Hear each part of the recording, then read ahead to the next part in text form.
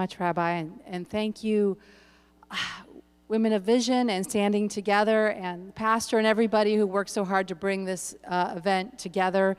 It's obviously a difficult day and a very difficult year, but we're here standing together, and that's what is important. My name is Holly Morris. I'm the Executive Director of Tomorrow's Women. We are a peace-building and leadership organization for young women, young Israeli and Palestinian women. We've been at it for 21 years, every summer bringing together a group of young Israeli and Palestinian girls, teenagers, to the desert of New Mexico to learn about compassionate listening, conflict resolution, experience art therapy, and meet one another and become friends. Often, for the first time, it is the first time they have met someone from the other side. In a minute, you'll get to hear from Lana and Noga, who were bunkmates at this camp 8 years ago in New Mexico. And they're here tonight standing together in these difficult times in the name of peace and coexistence and standing with hope. I am just going to turn it over to Lana, and you can hear from her. And then you will hear Noga speak after that. And as the rabbi mentioned, we're going to have a Q&A after their talks. And the note cards, if you want to write down any questions you have that come to you as they're speaking, we'll have a conversation afterwards. Thank you.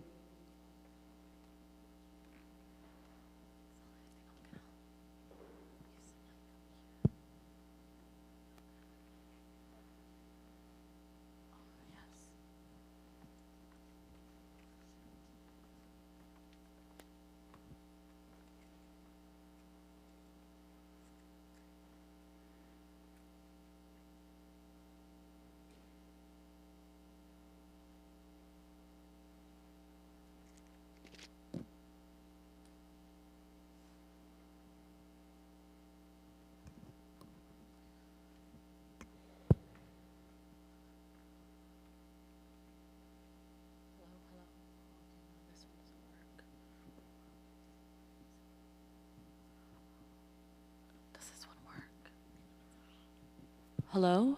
Hello?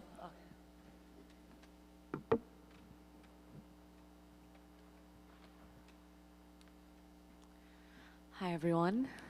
My name is Lana Aqlan, and this is my story.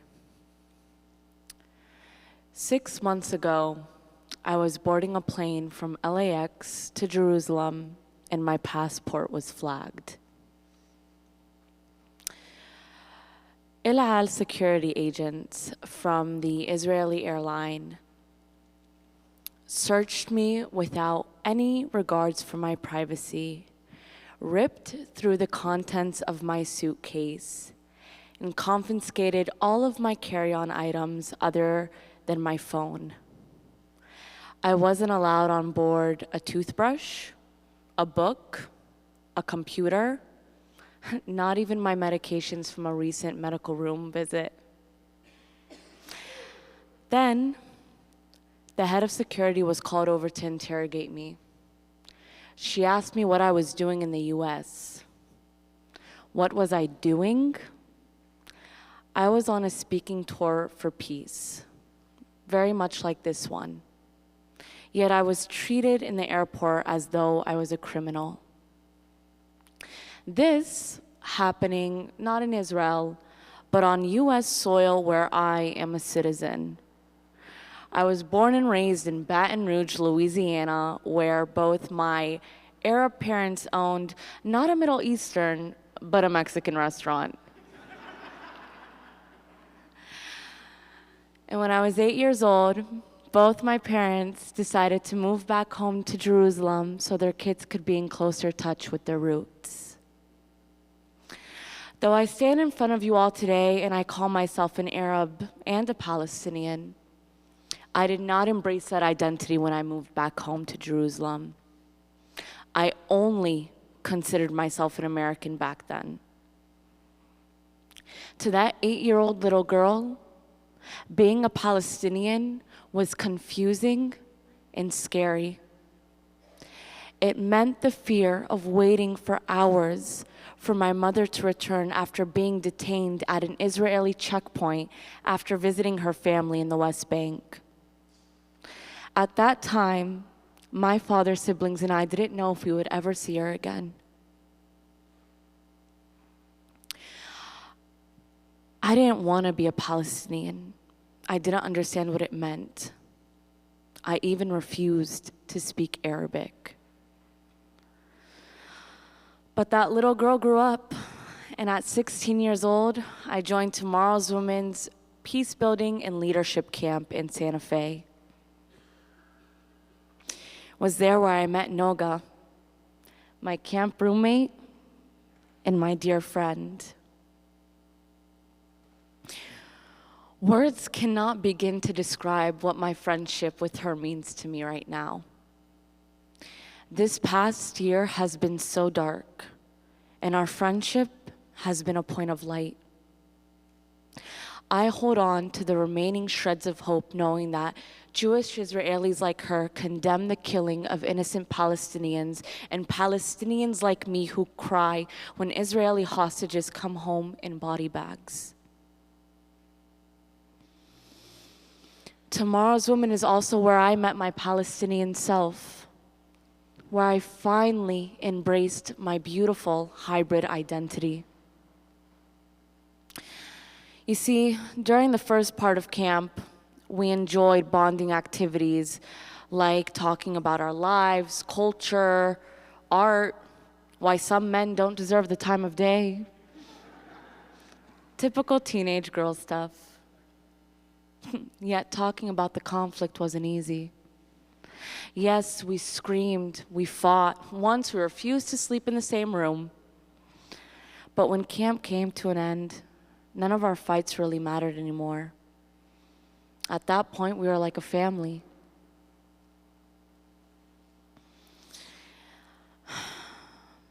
And when I returned home, I remembered surprising myself as I spoke so proudly as a Palestinian about the daily indignities, the difficulties we faced, and the appalling casualties. I returned home and I felt so much pride being a Palestinian that I started wearing the colors of the Palestinian flag. I started sharing more openly on social media, and I even began speaking Arabic.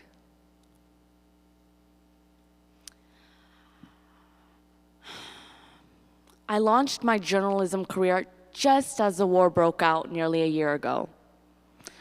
See, journalism was a natural fit for me because Tomorrow's Women gave me the tools to listen to people of all identities and views, to deeply listen to their stories, and to try to understand them. It was so important for me to share the truth with compassion, to give a voice to the voiceless, all while my country and the world were reeling in pain as both the leadership in Gaza and Israel failed us and continues to fail us to this day by not prioritizing innocent lives. Over 42,000 Gazans killed, so many more injured, starving, trying to flee with nowhere to go. You know the story. I was beginning to feel hopeless. Realizing that, I knew I needed to make an active change, because I was no longer that little girl afraid of her Palestinian bloodline. This is my home. These are my people. And that is when I found Standing Together. In April, I began working as a professional peace activist for the largest Jewish Arab grassroots movement within Israel that fights for building a shared future and home for both people and choosing justice and empathy over hate. You see, I may be one of the newbies at the movement, but I'm already making my mark. On a recent company's retreat, I had a flashback of Tomorrow's Woman. I remembered the transformational shifts that are willing to be made when we are willing to speak authentically and listen deeply. And when it was my turn to speak, I wept and wept, unleashing months of pain, recalling on the horrors that the people in Gaza are both living or dying through. One by one, my colleagues began to open up, letting go of that emotional shield. And finally, our conversations became true, meaningful, and vulnerable. And back to that story. Actually, no. It is extremely difficult to live where Noga and I do today. Most days, I feel everything and nothing. And I hold on to my Palestinian identity so closely and so proudly because I'm scared that after finally embracing that identity, it is now trying to be erased. Ironically enough, most of my Palestinian friends don't even consider me a true Palestinian. Instead, they call me a whitewasher of the occupation and a normalizer because I choose to make peace instead of war with my Jewish friends. I've lost a lot of friendships over it. Now back to that story. Now we can go back there. As the security agent stripped me down and interrogated my whereabouts, she then asked me, "Are you really that naive to believe peace is possible?" And through my tears of humiliation, I said, "Yes. How can war be our only option? If being naive means shouting my stories from the rooftop, arm in arm with my fellow allies for peace, and doing everything in my power so we can no longer live in a war with countless bombs, rockets, and endless children's funerals, then yes, naive is exactly what I want to be. But I don't call it naive. I call it brave." Thank you very much.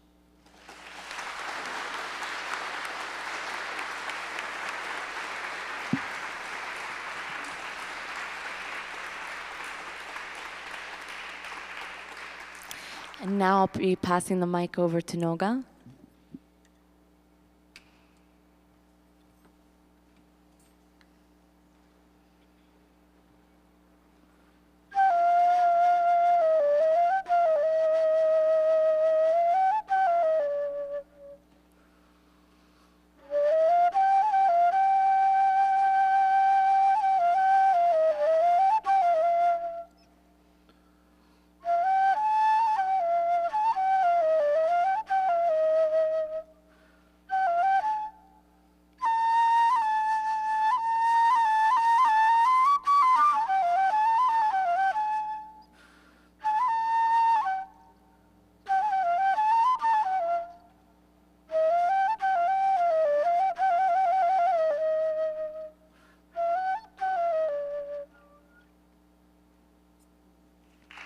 Thank you. This is a ney. It's one of the oldest instruments in the world. What I especially love about the ney is that it's the main wind instrument in all Middle Eastern cultures, including Turkish, Persian, Arabic, and Jewish.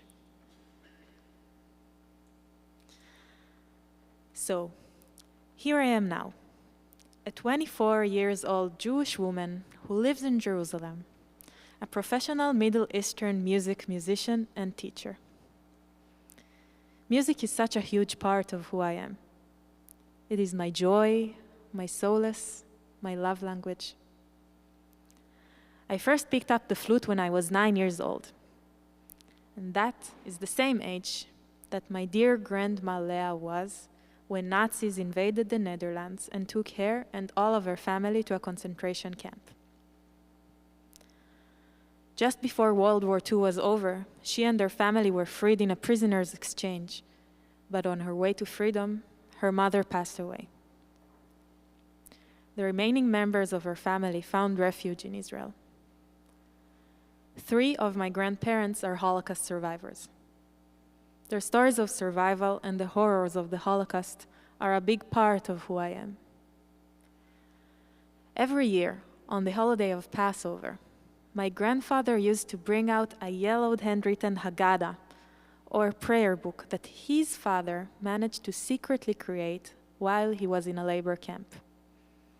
He would tell us about the long history of the Jewish people suffering from persecution. For my family, Israel meant freedom. I feel a strong connection to our land, to my Jewish heritage, and I do not take for granted having a safe home for my people. However, I do understand that this security has come with a great cost for the Palestinians. That became painfully clear to me the summer I was 16 years old and attended Tomorrow's Women Camp in New Mexico. It was there when I first met the other side. We exchanged stories, tried each other's food, started speaking in each other's languages, sang, played music together, and learned how to listen compassionately to one another. Remarkably, we became close friends. It is a great honor for me to stand here today with my dear friend and camp roommate, Lana. After returning back home from camp, I was inspired and joined an orchestra made up of Jewish and Arab musicians. I learned Arabic and fell in love with Arabic music. Music is a fertile ground for creating connections among people who are different. Before the war, I used to practice frequently music with my dear Arab friend from the West Bank. Another Palestinian friend and I played together in a Jewish Hasidic wedding. Just like the experience of being a camper at Tomorrow's Women, I've gotten the chance to play alongside people I've never otherwise would have met. I often think of my Holocaust surviving grandparents being at the audience, watching, listening, and smiling. Until October 7, I had the great joy of co-conducting an orchestra made up of Jews and Palestinian children from across Jerusalem. It was my job to bring diverse children together and create something hopeful and beautiful. We were supposed to start rehearsing on October 8th. But the day before, October 7, turned into the Black Saturday. That was the day Hamas launched a brutal attack on Israel, murdering, torturing, and kidnapping hundreds of my people. Rehearsals were canceled until the war ends. It's been a year now, and I'm still waiting.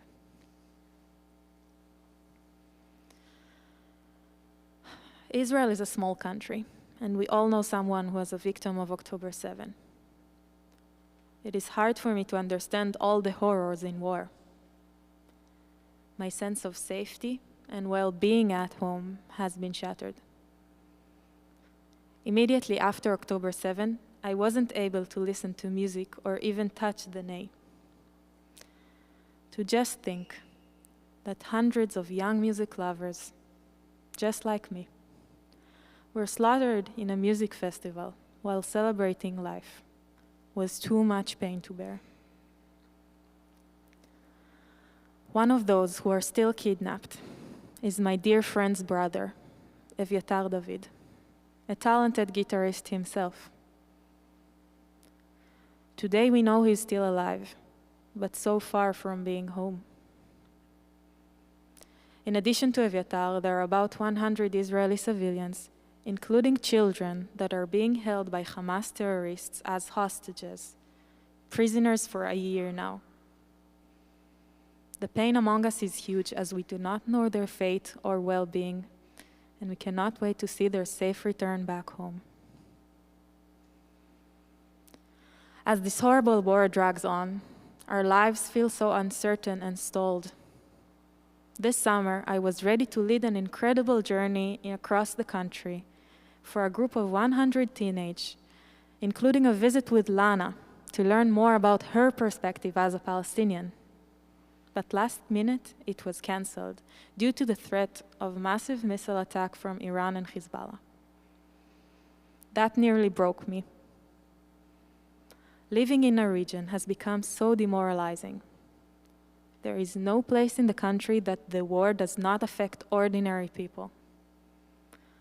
Over 250,000 people have been evacuated from their homes, and there is no plan for their safe return anytime soon. Hezbollah's daily rocket attacks on the north of Israel have burned, where my parents live, have burned nearly 80,000 acres. In Gaza, tens of thousands of innocent civilians have been killed, injured, or murdered. I cannot stop thinking about the massive amount of people that have lost a family member or a friend due to this devastating war that just does not end. I often feel frustrated and hopeless these days. It's easy to succumb to despair, but here's what keeps me going. Knowing there are people like Lana who are willing to risk speaking up for a better future and for peace, just like me. Then I know a different world is possible. Together, Lana and I stand here today and show the world there is an alternative. You do not have to be only pro-Israeli or pro-Palestinian. We choose to be pro-humanity, freedom, and life. Will you choose to stand with us? Thank you very much.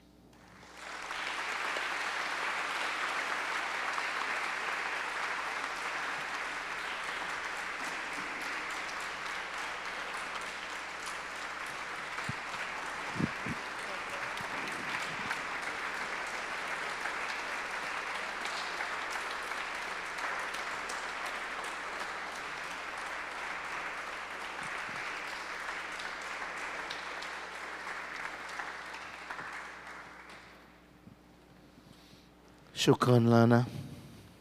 Hello? Toda, Noga. Thank you both. What an honor and really moving to be here on this evening with these stories, with this courage and this truth. When we thought of how to mark this day some months ago, it was clear to some of us who have spent this past year in pain and in protest for peace, that we want to come together on the evening before October 7th with Palestinians and Israelis, with people who believe that only forward together is how we heal, holding each other's hurts and holding each other's hopes. As you, as the folks at Standing Together, as Tomorrow's Women, and so many organizations keep lifting up. Women of Vision is an organization that is also almost 2 decades old. We're very honored to know some of the original visionaries, including my friend Dorit, who's here today with Shira and with Marwa, and Amira, who is the fourth in the group who could not be here this evening, who are also traveling throughout the US this summer and working in Israel and Palestine to walk the talk of the vision for both and together. We were so honored that Women of Vision joined us for Rosh Hashanah at Lab Shul and led a program on Shabbat for Romemu and invited us into your vision that only together we can make today and tomorrow's terrible pain a chapter in history that we will always hold, but we will heal. So I want to invite you to come join us for your story, to light a candle on your way up. Dorit, Marwa, and Shira, Thank you for being here.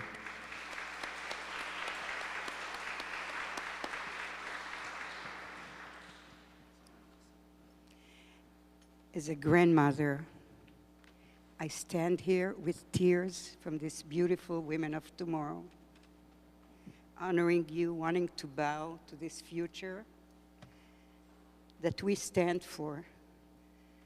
The war is not in our name, and we are here to know that we are not enemies, that we're one humanity, and we're here to remember that we are the defenders of the sacred. We are the defenders of life. As women and as young generation, I honor you, and I am so happy that I got to meet you today. In our delegation,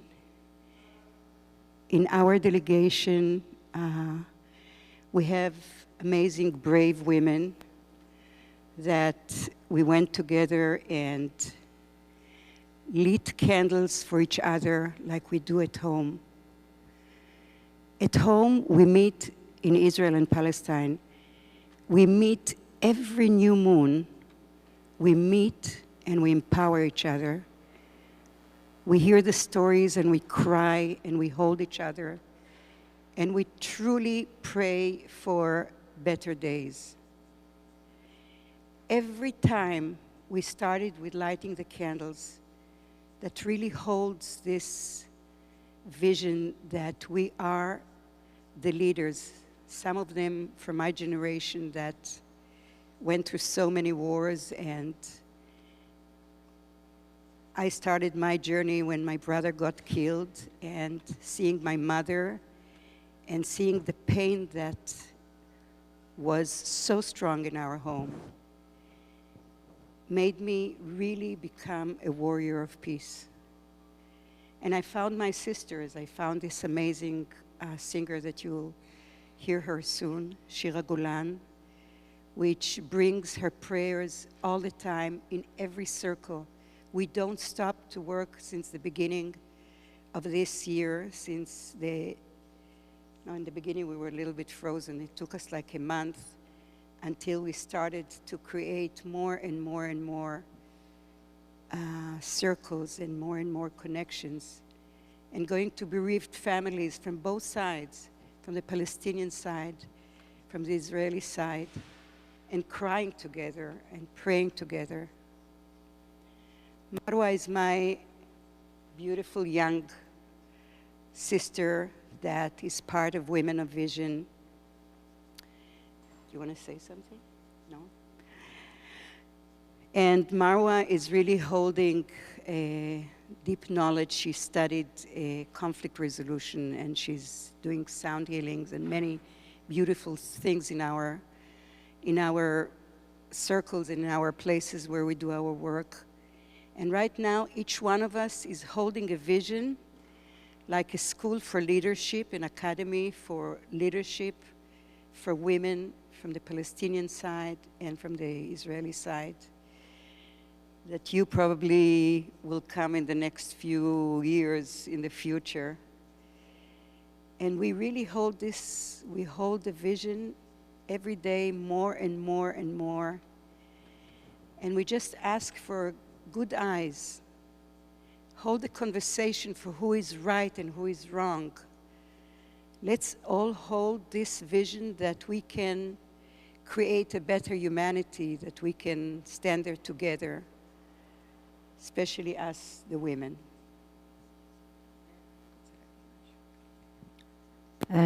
So my name is Shira Golan. It's an honor for me to be in this place, this space of gathering with the beautiful sign upon our heads. I'm a musician.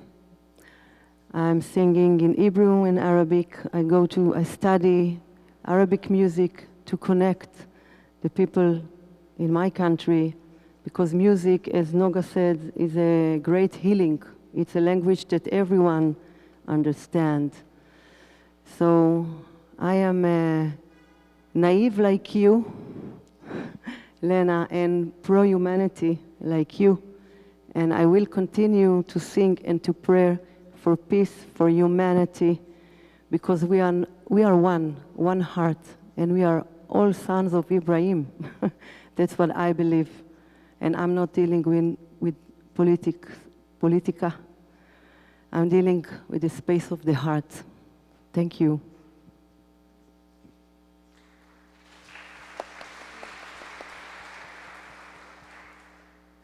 Assalamu alaikum wa rahmatullahi wa barakatuh. In Arabic, we start our greetings to say that to the people, peace upon you. So I'm here to hold with you together the hope and to hold the imagination of new earth, new heaven, and to live together in peace at the same place as one heart beating together, one human being, that also to know we belong to the earth, not the earth belonging to us. And we together have the power to create and to dream, and I'm here to dream with you for the future that we deserve to live in. Thank you.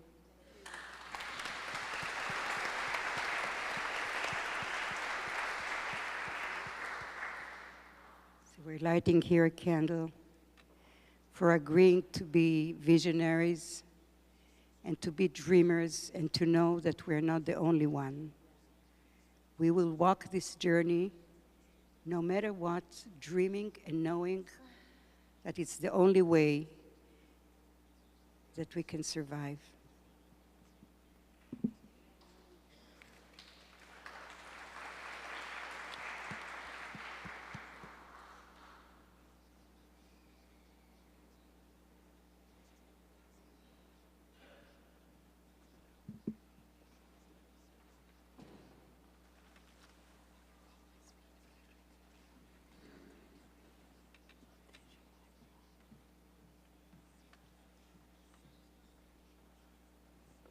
Hello. Hello, everyone. It's an honor to be here, and such a hard act to follow all around. I know earlier everyone received an index card. If you have any questions for any of these really incredible women.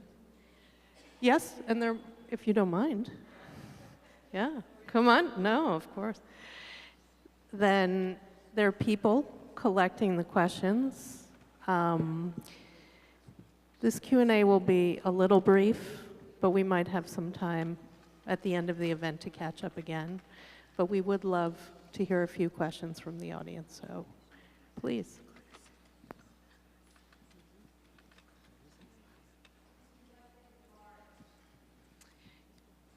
People are walking around collecting the cards.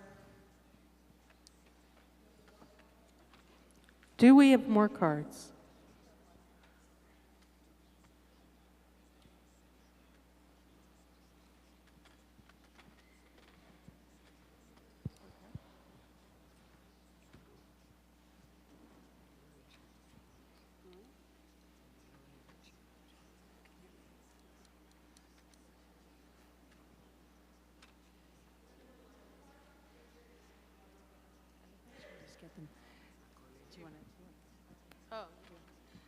Okay, well, we're going to start with the first card that I got, and anyone who wants to answer, what does peaceful coexistence look like from the perspective of Israelis and Palestinians?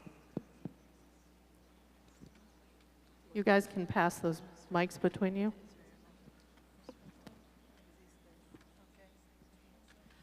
So I'll answer in the Palestinian perspective because I'm Palestinian.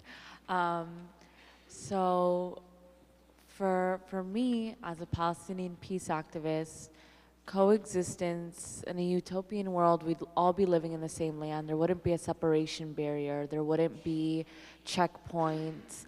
And as a Palestinian, I would have equal rights, social rights, basic human rights. I'd be able to hold my flag with no fear. I'd be able to call myself a Palestinian proudly and not feel like my existence is a threat to someone else and vice versa.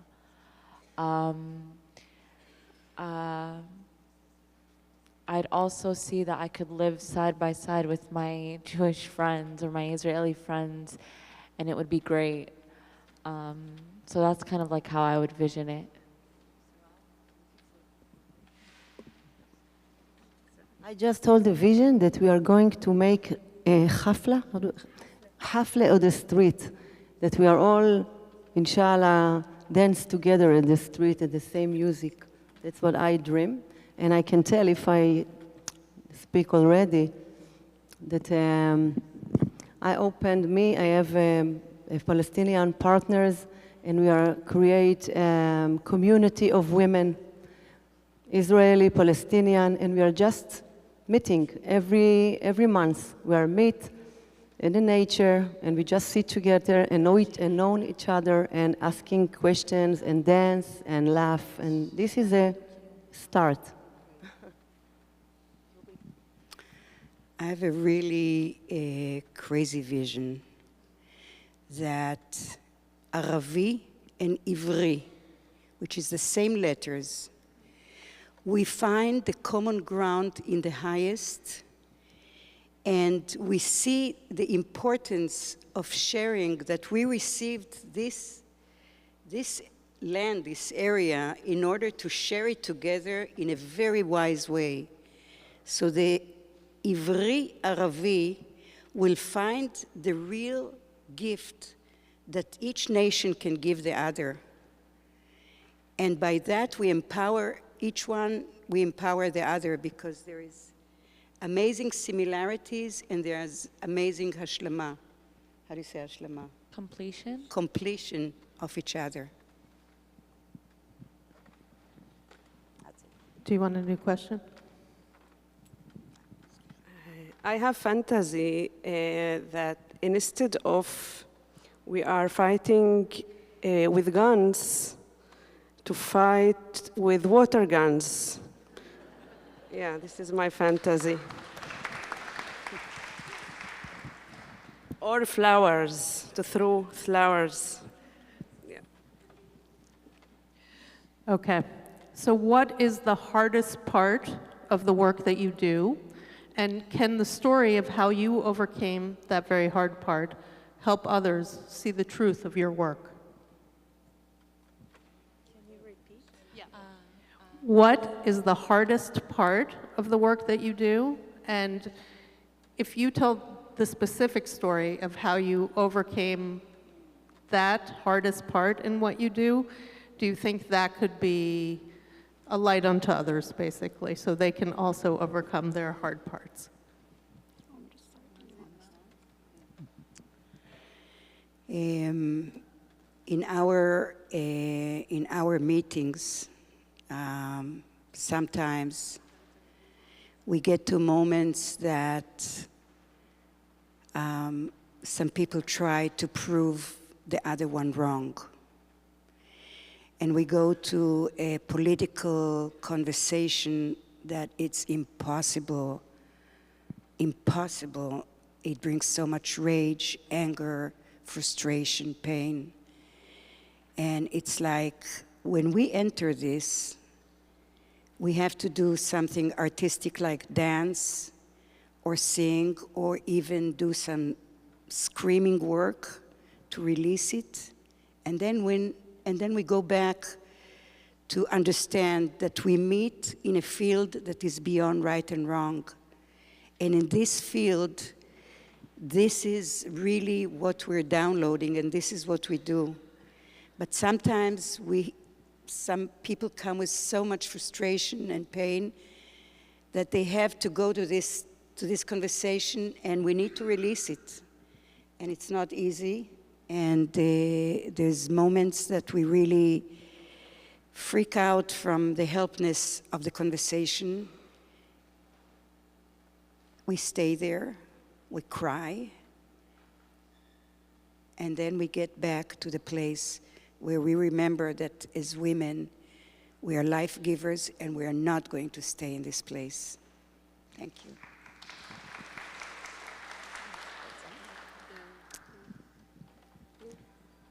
So I think as a peace activists, we both suffer from an identity crisis because our group of people sometimes can call us traitors. And I think it's always having this conflict of like holding your people's truth. You know, I have now, one of my best friends now is serving in Miluim, in the IDF, and I know is having a very hard time in fighting, and I'm now here standing on a stage talking about peace. And this is a kind of a dissonance, and holding those truths that I am not a traitor, you are not a traitor. We all are looking for a different future together, and instead of fighting the darkness, trying to increase the light. I think this is the hardest part of our job as peacemakers. And it's hard to hold this conflict inside me. But what I know is I'm supporting my friend, and I love Lana, and I trust her that together we can have a different conversation and think of our future and not concentrate in the past or present, but try to think of the tomorrow.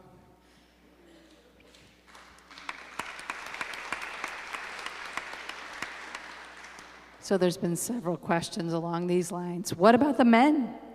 What's their role in this? I love this topic. We're done with men. Bye.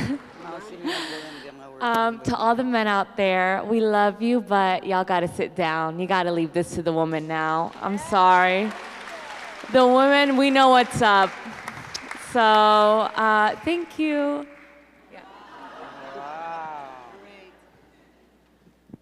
I wish I could say it when I was so young, too. This is amazing. I'm with you. I answer exactly the same. Yeah, I don't have an answer. I think really that we really need different leaders. We need humble leaders. We need people of truth, people that believe in humanity, people with no interest of power and money. And each one of us has the opportunity to do it and the responsibility to do it. And we must a dignity and a decent and a humble leadership. Inshallah, women.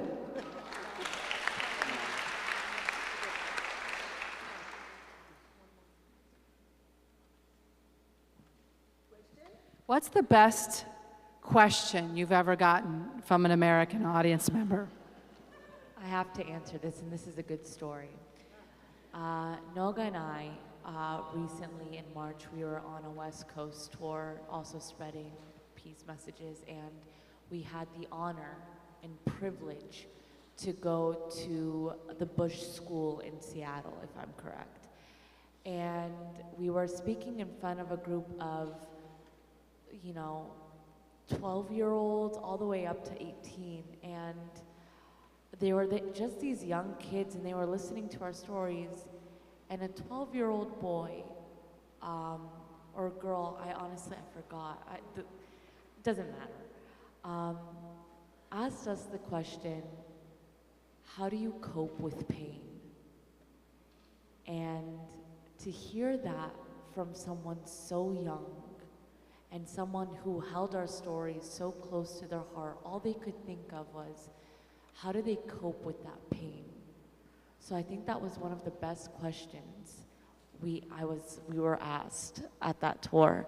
And we answered, like how Dorit says, we cry, we express our emotions, we listen compassionately, we talk about it.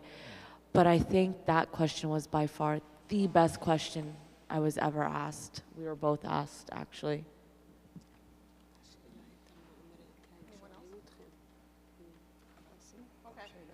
So I'm going to ask the last question for this Q&A, but again, there'll be time at the end of the program for people who want to hang out.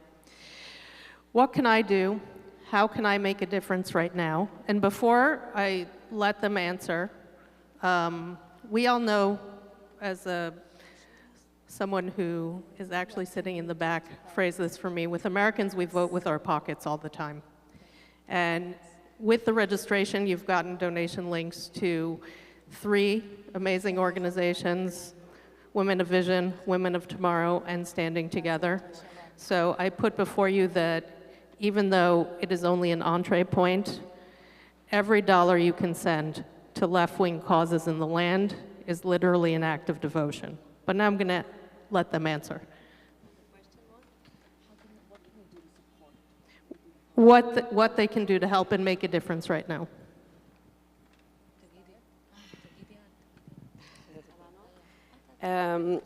So I think what is happening right now in the Holy Land, it's an invitation for the Americans to be in to be in awareness now about our conflict. I don't like to say conflict because it's not conflict, because conflict is something that you has to be equal with both sides. So I think what's happening now, it's a call for awakening. And I just want to be bold now and say I think the necessary thing that America should do now is be part of the solution and to stop sending bombs.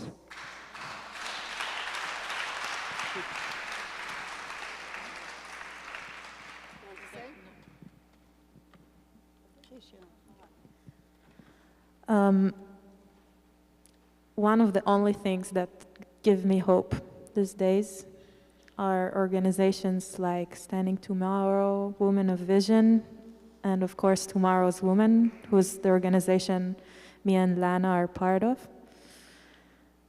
And I really see our work and Tomorrow's Women work as a huge, huge mission of, in this horrible reality, holding the truth that both people have pain and both people have a story to tell, and create this place to listen and to listen compassionately and understand and build strong relationships and friendships that last from where we were 16 years old until today, and it's only getting stronger.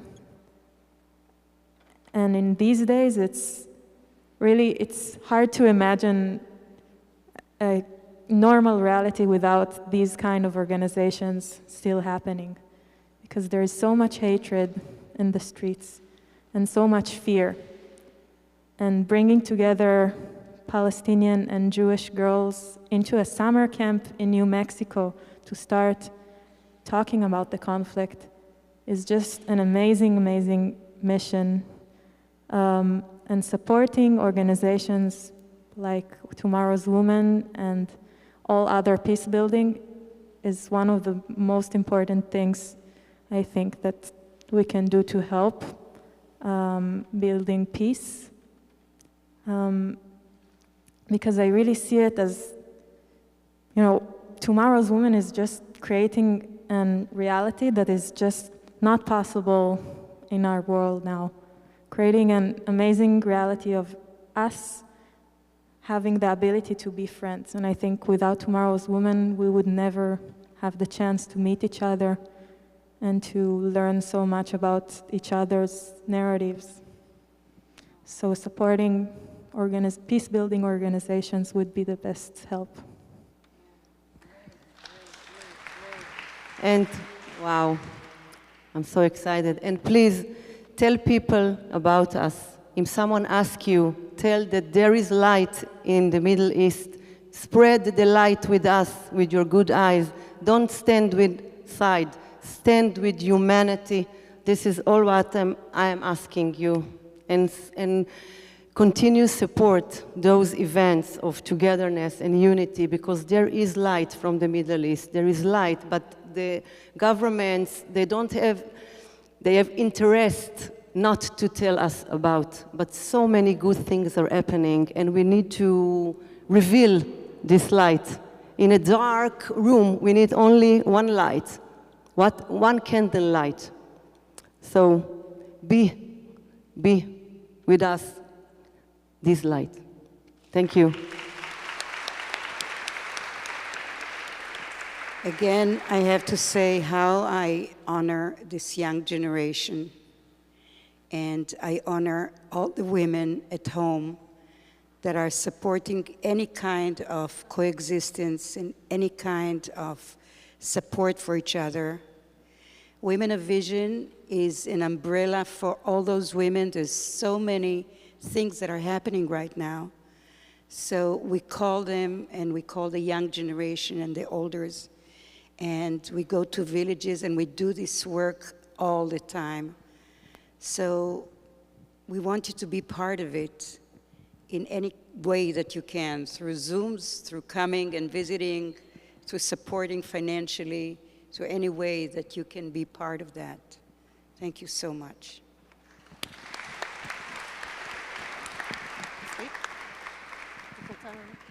Okay, well, thank you. That will end the Q&A section of today, but I'm honored to invite Rabbi Amichai back to the podium to introduce our next section. Thank you for the important responses. Again, when we conceived of this evening, we wanted to make sure that it's not just us listening, but also us speaking and feeling what we are feeling on this night. As we're hearing these brave and bold visions for a better tomorrow, we know that right now, today, we're not there yet. In Israel tonight, in Palestine, in Gaza, in Lebanon, the hurt is great. And many of us here in the United States and around the world have had a really tough year. So many alliances have been questioned. So many old truths are questioned. There is so much hurt. So on this evening, as we sit here together, emboldened by better visions, we want to make sure that we also have plenty of room for where it hurts, so that the hope and the peacemaking can come from our deepest depths, and we can rise together. We want to invite you now for about 20 minutes to turn to someone sitting next to you. Perhaps you know them really well. Perhaps you will 20 minutes from now. We want to invite you not to get into a political discussion and not to share a lot of analysis of the situation, but to take some time to truly ask each other, where does it hurt? What am I sitting with tonight as I'm hearing these stories, as we're coming out of this truly, truly terrible year, and we do not know what's ahead? We want to ask you to take this time of face-to-face, heart-to-heart, as modeled by these two groups so beautifully. So this beautiful sacred space will be buzzing with pain and with hope and with truth. And in 20 minutes, we're going to ask ourselves back. There'll be some more beautiful music led by these women leaders. I'm very conscious that I'm a man on this stage, Lana. But, you know, we're not totally going away. We're just going to be supportive, some of us anyway.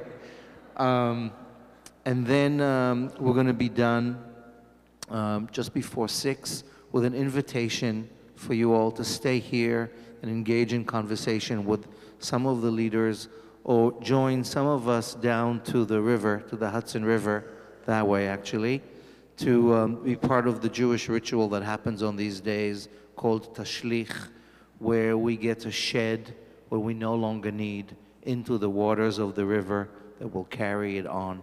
Our grief, our rage, our sadness, our complicity, our shame. And the Women of Vision will help us lead that ritual on the river. But so for now, take a deep breath, take care of what you need, and I invite you to turn to each other and to be brave, or turn to someone you don't know, and just take the next 20 minutes in groups of 2 or 3 and ask each other, what am I holding tonight? And what do I need? Thank you.